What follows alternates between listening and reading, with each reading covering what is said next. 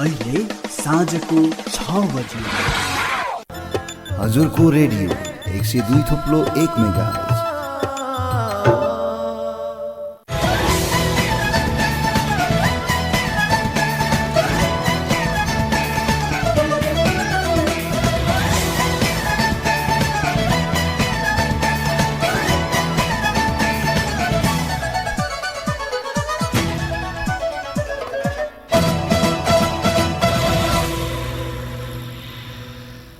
नमस्कार, साँझ 6 बजेको हजुरको समाचारमा स्वागत छ।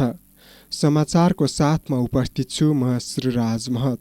तपाईले यो समाचार हजुरको रेडियो 102.1 मेगाहर्ज इन्टरनेट अनलाइनमा हजुरको रेडियो.org.np का साथै मोबाइलको एप्लिकेसन मार्फत संसारभर एकैसाथ सुनिरहनु भएको छ।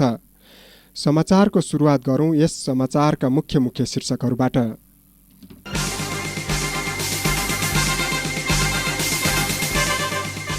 प्रतिनिधि सभाको अन्तर्राष्ट्रिय सम्बन्ध समितिले प्रधानमन्त्री शेरबहादुर देउवालाई बैठकमा अनुपस्थित हुनुको कारण सोध्ने, 5 वर्षदेखि 11 वर्षसम्मका बाल बालिकाका लागि कोरोना विरुद्धको 22 लाख डोज खोप नेपाल आइपुग्यो।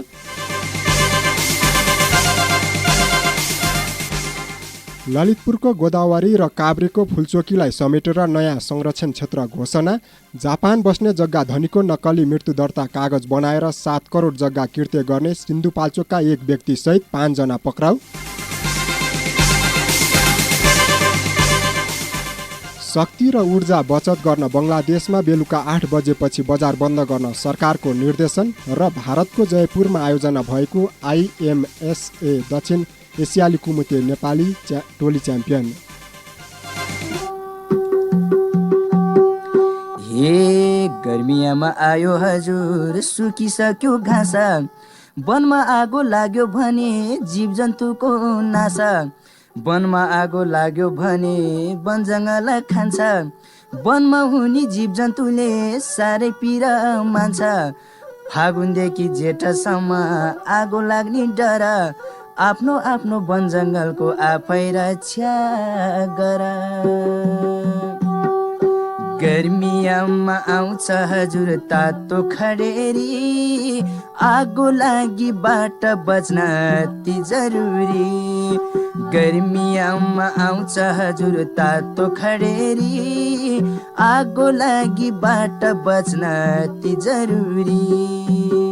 वनमा जाँदा सलाई, लाइटर जस्ता आगोजन्य वस्तुको प्रयोग नगरौं। वन छेउमा स्याउला, झारपात नजलाऊ। वनमा आगो लाग्नै नदिऊ। लागिहालेमा होसियारीपूर्वक आगो निभाइहालौं। आगो निभाउँदा चोटपटक लाग्न सक्ने भएकाले सामूहिक बिमा गरौं। डिभिजन वन कार्यालय रामेछाप।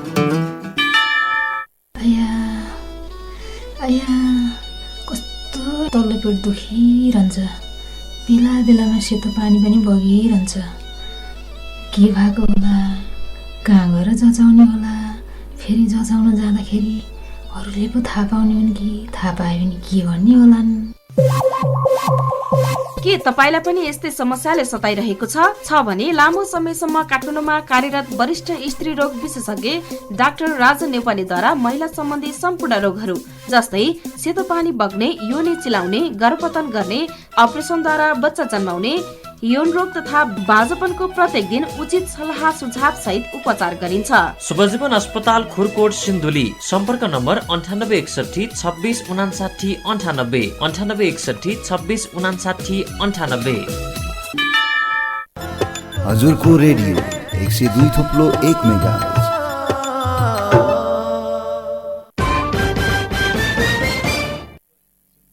अब समाचार विस्तारमा। प्रतिनिधि सभाको अन्तर्राष्ट्रिय सम्बन्ध समितिले प्रधानमन्त्री शेरबहादुर देउवालाई बैठकमा अनुपस्थित हुनुको कारण सोध्ने निर्णय गरेको छ।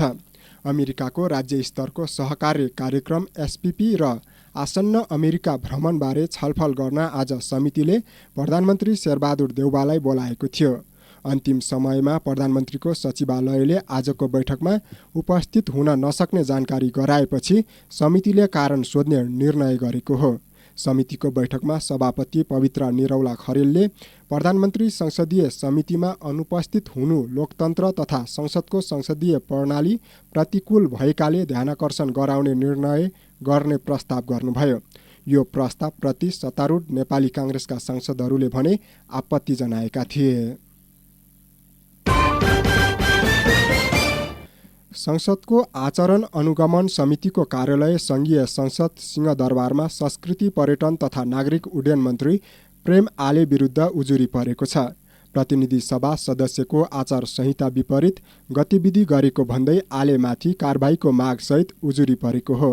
विभिन्न सार्वजनिक स्थानमा राजनीतिक दलका नेता तथा निजामती कर्मचारीहरूलाई अश्लील तथा अपशब्द प्रयोग गर्ने गरेको आले विरुद्धको उजुरीमा उल्लेख छ। राष्ट्रिय सभाको बैठक भोलि बस्ने भएको छ। राष्ट्रिय सभाका अध्यक्ष गणेश प्रसाद तिमल सिन्हाले भोलि दिउँसो 1 बजे बैठक बस्ने घोषणा गर्नुभएको हो। यसअघि आज पनि राष्ट्रिय सभाको बैठक बसेको थियो। आज बसेको बैठकमा विभिन्न विषयमा छलफल भएको थियो। बालबालिकाका लागि 22 लाखभन्दा बढी डोज कोरोना विरुद्धको खोप नेपाल आइपुगेको छ। 5 वर्षदेखि 11 वर्षसम्मका बालबालिकाका लागि 22,03,200 मात्र फाइजर खोप आज दिउँसो नेपाल आइपुगेको हो। कोभ्याक्स सुविधा मार्फत अमेरिकी सरकारको सहयोगमा पहिलो चरणमा नेपाल आइपुगेको खोप आज बेलुकीसम्म प्रदेश स्तरका खोप भण्डारण केन्द्रमा पठाउने तयारी भइरहेको छ। स्वास्थ्य तथा जनसङ्ख्या मन्त्रालय अन्तर्गतको परिवार कल्याण महाशाखाका अनुसार 39 लाख बालबालिकाका लागि 2 चरणमा कोरोना विरुद्धको खोप सञ्चालन गरिनेछ। पहिलो चरणमा 27 जिल्लाका 19 लाख बालबालिकालाई असार 9 गतेदेखि 15 गतेसम्म पहिलो मात्रा दिइनेछ भने दोस्रो चरण अन्तर्गत 50 जिल्लामा भदौ 5 गतेदेखि 11 गतेसम्म पहिलो मात्रा सञ्चालन हुनेछ। नेपाल स्काउटले 71औं स्थापना दिवस आज मनाएको छ। दिवसको अवसरमा स्काउटका विद्यार्थीहरूले मार्च पास्ट र नृत्यका साथै विभिन्न प्रस्तुति दिएका थिए भने स्काउटको अभियानमा संलग्न स्काउटर र तथा लिडरहरूलाई विभिन्न सम्मान र पदवी वितरण गरेको थियो। देशभरबाट प्रतिनिधित्व गर्दै विभिन्न विद्यालयबाट स्काउटहरू कार्यक्रममा सहभागी भएका थिए। मन्त्री हेरफेर गर्न गरेको सिफारिसलाई सरकारले कार्यान्वयन नगरेको भन्दै नेकपा एकीकृत समाजवादीका अध्यक्ष माधव कुमार नेपालले आपत्ति जनाउनु भएको छ। नेकपा एकीकृत समाजवादीले हाल मन्त्री पदमा नियुक्त रहेकालाई फिर्ता बोलाएर अरूलाई मन्त्रीका लागि सिफारिस गरेको छ। तर हालसम्म मन्त्री हेरफेर नभएको भन्दै अध्यक्ष नेपालले असन्तुष्टि जनाउनु भएको हो। सरकारमा सहभागी हुँदै गर्दा 6 महिनामा मन्त्री हेरफेर गर्ने निर्णय गरेको भन्दै अध्यक्ष नेपालले अहिले 8 महिनामा मन्त्री हेरफेर गर्न लाग्दा प्रधानमन्त्री र गठबन्धनका अरू दलले ढिलाइ गरेकोमा असन्तुष्टि जनाउनु भएको हो। 6 महिनाका लागि मात्र भनेर अहिलेका मन्त्री पठाएको र कतिपय मन्त्रीले फिर्ता हुन स्वीकार गरेको समेत उहाँले बताउनुभयो। नेपालमा पहिलो पटक यौनिक तथा लैङ्गिक अल्पसंख्यक समुदायका संविधान प्रदत्त हक संरक्षण गर्न हर्मोनल क्लिनिक सेवा सञ्चालनमा ल्याइने भएको छ।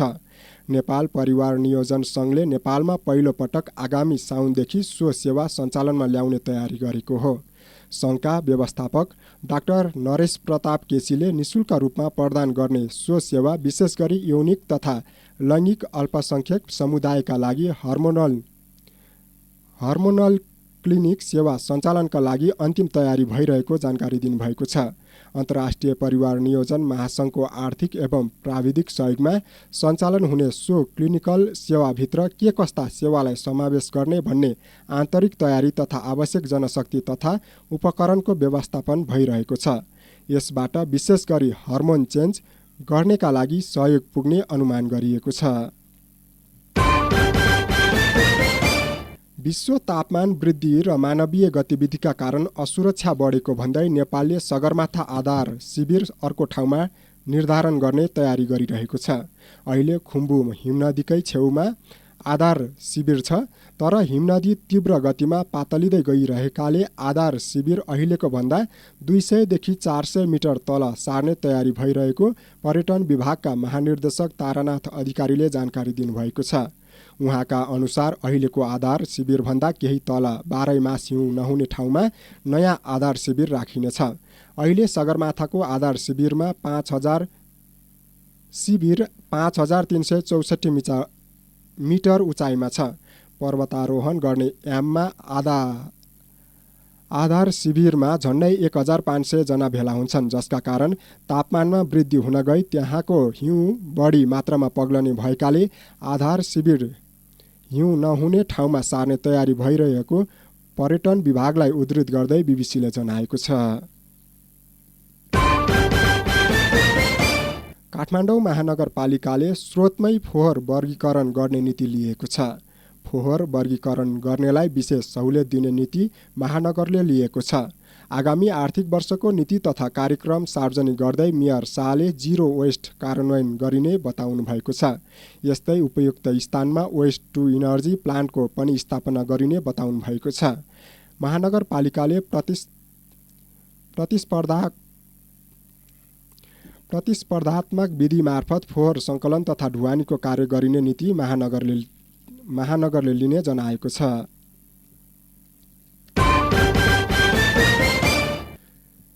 आज बिहान उपचारको क्रममा हृदयघातका कारण निधन भएका एमाले रामेछापका नेता चित्रबहादुर कार्कीको अन्त्येष्टि गरिएको छ। पशुपति आर्यघाटमा एमाले रामेछापका विभिन्न पार्टीका नेता तथा कार्यकर्ताको उपस्थितिमा अन्त्येष्टि गरिएको हो। हृदयघातको उपचार गर्दै गर्दा आज बिहान एमाले प्रदेश कमिटीका सदस्य रहनुभएका कार्कीको निधन भएको थियो। एमाले रामेछापले कार्कीको निधनमा दुःख व्यक्त गर्दै कार्की पार्टी अनुशासन र पद्धतिको उच्च सम्मान गर्ने शालीन र भद्र भएको उल्लेख गरेको छ। स्वर्गीय कार्कीको सम्झना र सम्मानमा एमाले रामेछापले भोलि असार 6, 7 र 8 गते 3 दिन पार्टी कार्यालय मन्थलीमा पार्टीको झण्डा आधा झुकाउने, जिल्लाको सबै गाउँ नगरपालिका कमिटीको कार्यालयमा समेत पार्टीको झण्डा आधा झुकाइने एमाले रामेछापले जनाएको छ।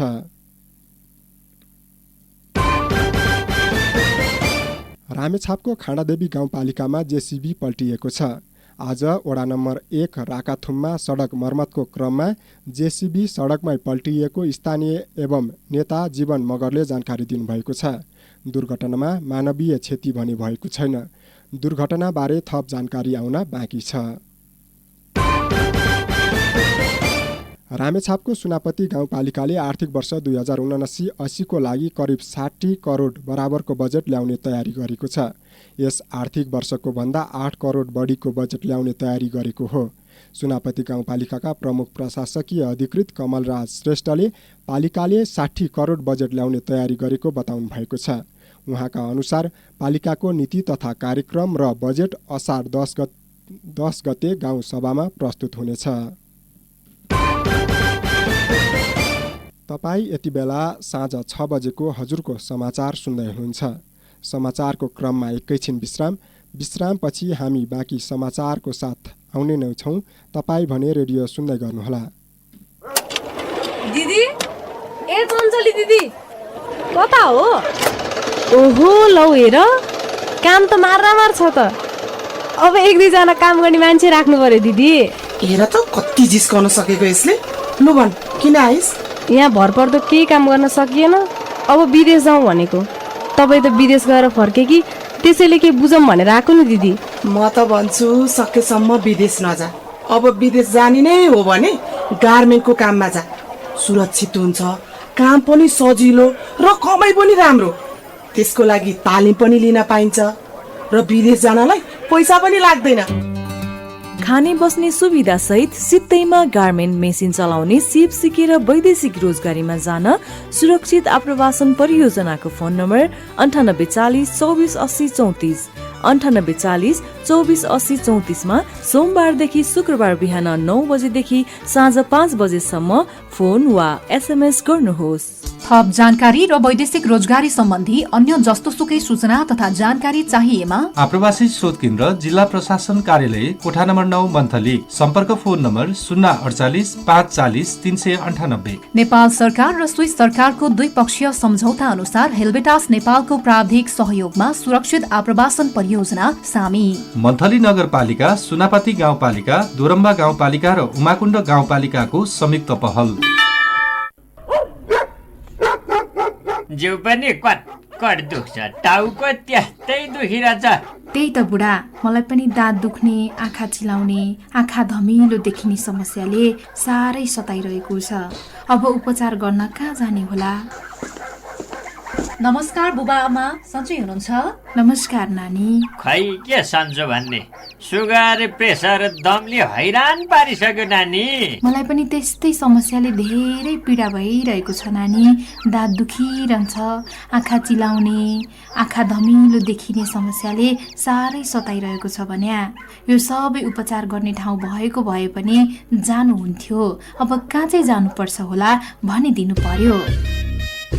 ल आमा, यो सबै रोगको उपचार त तपाईँ हाम्रै अस्पताल सुनकोशी सामुदायिक अस्पताल खुरकोटमा हुन्छ नि। साथै यहाँ त विभिन्न रोगका विशेषज्ञहरूबाट पनि सेवा लिन सकिन्छ नि। हजुर, तपाईँ हाम्रै अस्पताल सुनकोशी सामुदायिक अस्पताल खुरकोट सिन्धुली। सम्पर्क नम्बर 047 590 454 9854 043 230। हजुरको रेडियो 102.1 मेगाहर्ज।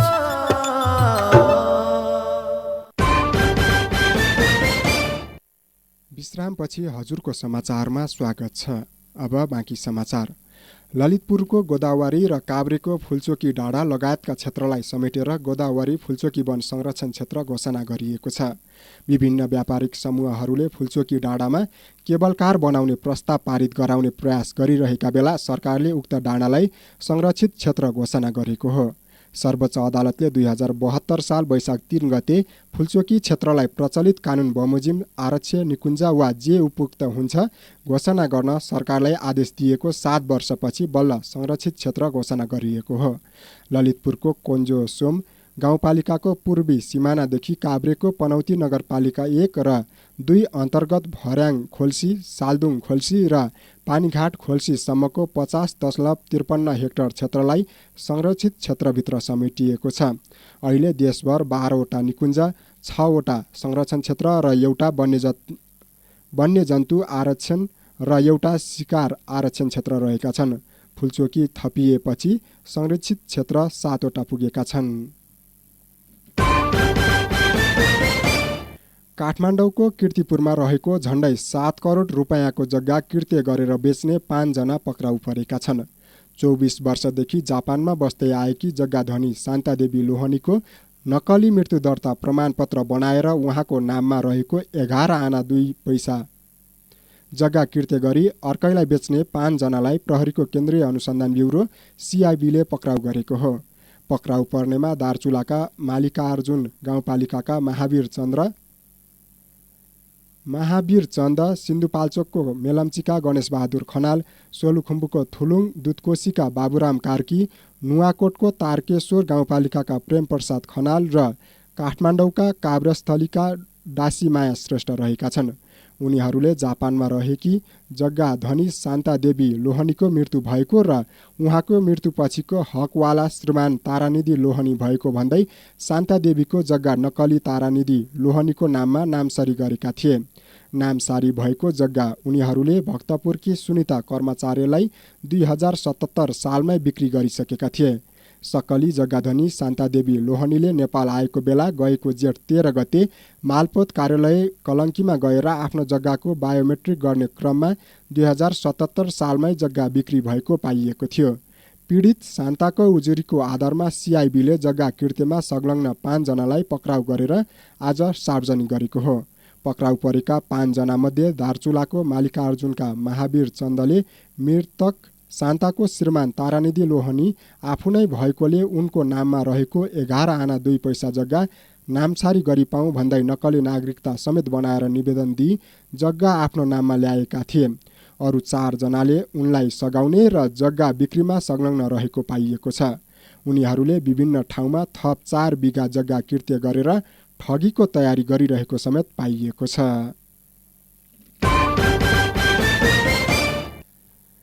कुनै बेला यात्रुको थेगिन सक्नु भिड हुने ओखलढुङ्गाको रुम्जाटार विमानस्थल अहिले बन्द भएको छ। सडक सञ्जाल गाउँ गाउँमा पुगेर काठमाडौँ, विराटनगर लगायतका सहरसम्मको यात्रा सहज भएका कारण यस विमानस्थल बन्द भएको हो। विमानस्थल सञ्चालनमा आउन नसक्दा सर्वसाधारण मारमा परेका छन्। रुम्जाटार विमानस्थल सञ्चालनमा नआउनुको मुख्य कारण यात्रुको विश्वास गुमाउनु पनि हो।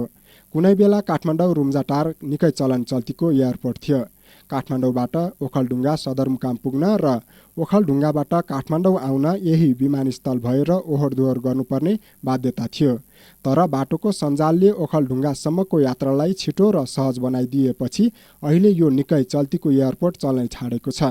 कहिले मौसमको कारण नियमित उडान हुन नसक्ने र डिले जस्ता कारणले पनि यात्रुले हैरानी बेहोर्नु पर्दा ओखलढुङ्गेलीहरूलाई सडकबाटै यात्रा गर्न सहज भएको हो। ओखलढुङ्गाको रुम्जाटार र चण्डेश्वरीमा रहेका 2वटा विमानस्थल नै नियमित उडान हुन सकेको छैन। रुम्जाटार विमानस्थलमा बजेट सक्न कालोपत्र चाहिँ गरिएको छ, तर नियमित उडान चाहिँ कटौती गरिएको छ। चण्डेश्वरी विमानस्थलमा पनि परीक्षण उडान भरिएसँगै पुनः जहाज फर्किएको छैन। सिद्धिचरण नगरपालिका 4 रुम्जाटारमा रहेको यो रुम्जाटार विमानस्थल लामो समयदेखि बन्द छ। सधैँ यात्रुले खचाखच हुने यो विमानस्थलमा यात्रुको खडेरी लाग्न थालेपछि उडान बन्द गरिएको बताइएको छ। समाचारको क्रममा अन्तर्राष्ट्रिय समाचार।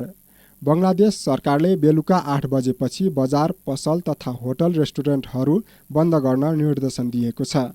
बङ्गलादेशका प्रधानमन्त्री शेख हसिनाले देशव्यापी रूपमा बङ्गलादेशका सबै नागरिकलाई आफ्ना व्यवसायहरू बन्द गर्न आदेश जारी गर्नुभएको हो। यस निर्देशनको उद्देश्य विश्वव्यापी रूपमा विद्युत र ऊर्जाको मूल्यमा भइरहेको निरन्तर मूल्य वृद्धिको अवस्थामा शक्ति र ऊर्जा बचत गर्ने हो। सार्वजनिक सुरक्षा महाशाखा, वाणिज्य मन्त्रालय, ऊर्जा तथा खनिज स्रोत महाशाखा, स्थानीय सरकार महाशाखा, विद्युत महाशाखा, उद्योग मन्त्रालय, कल कारखाना तथा प्रतिष्ठान निरीक्षण विभाग लगायत सम्बन्धित मन्त्रालय तथा महाशाखाका सचिवहरू, प्रहरी नायब महानिरीक्षकहरूलाई बङ्गलादेश श्रम कानुन 2006 को प्रतिबन्धको दफा 114 बमोजिम आदेशलाई कडाइका साथ पालना गर्न सबै डिभिजन र जिल्लाका उपायुक्त र प्रहरी उपरीक्षकहरूलाई आदेश दिइएको छ। समाचारको अन्त्यमा खेल समाचार। भारतको जयपुरमा आयोजना भएको IMAS दक्षिण एसियन कुमुते च्याम्पियनसिपमा नेपाली टोली च्याम्पियन बन्न सफल भएको छ। नेपाल सोतोकान SKDUN ले 12 स्वर्ण, 2 रजत र 2 कांस्य प्राप्त गर्दै नेपाल टोली च्याम्पियन बनेको प्रशिक्षक चित्रप्रसाद श्रेष्ठले जानकारी दिनुभएको छ। नेपाल सोतोकान टोली उक्त प्रतियोगितामा प्रतिस्पर्धा गर्न जेठ 27 गते त्यसतर्फ प्रस्थान गरेको थियो। प्रशिक्षक चित्रप्रसाद श्रेष्ठको नेतृत्वमा जयपुर जाने टोलीमा 1 व्यवस्थापक, 7 महिला र 9 पुरुष गरी 16 खेलाडी, 4 रेफ्री र 1 अफिसियल गरी 23 सदस्य रहेका छन्। यिनै समाचारसँगै हामी साँझ 6 बजेको हजुरको समाचारको अन्त्यमा छौँ। जाँदा जाँदै यस समाचारका शीर्षकहरू पुनः एकपटक।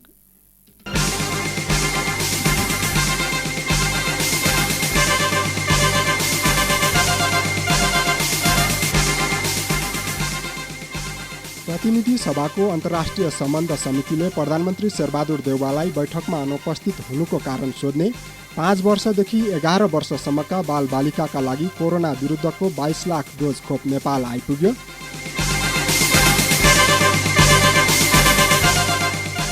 ललितपुरको गोदावरी र काभ्रेको फुलचोकीलाई समेटेर नयाँ संरक्षण क्षेत्र घोषणा। जापान बस्ने जग्गा धनीको नक्कली मृत्युदर्ता कागज बनाएर 7 करोड जग्गा कृत्य गर्ने सिन्धुपाल्चोकका 1 व्यक्ति सहित 5 जना पक्राउ।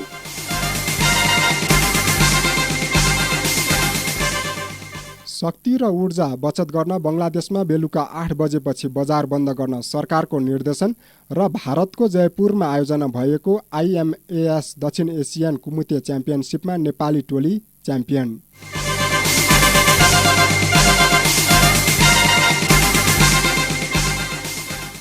हवस् त, साँझ 6 बजेको हजुरको समाचार सकियो। हाम्रो भेट राति 10 बजेको हजुरको मुख्य समाचारमा हुने नै छ। त्यतिन्जेलसम्मको लागि समाचार सहयोगी साथीहरूलाई विशेष धन्यवाद दिँदै म श्रीराज महत पनि यस समाचारबाट बिदा हुन्छु। नमस्कार, शुभ सन्ध्या।